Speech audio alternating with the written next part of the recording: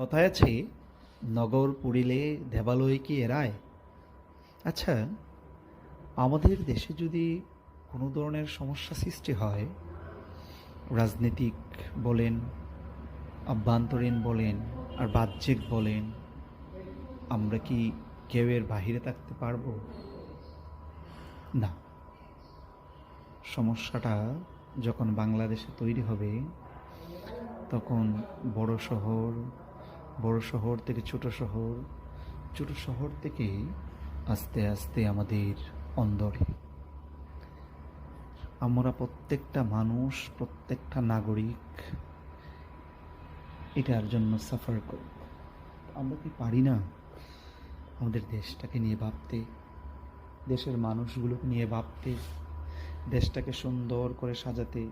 পারি না নিজেরা শপথ নিতে? আসুন সবাই মিলে প্রতিজ্ঞা করি, দেশকে বাঁচা।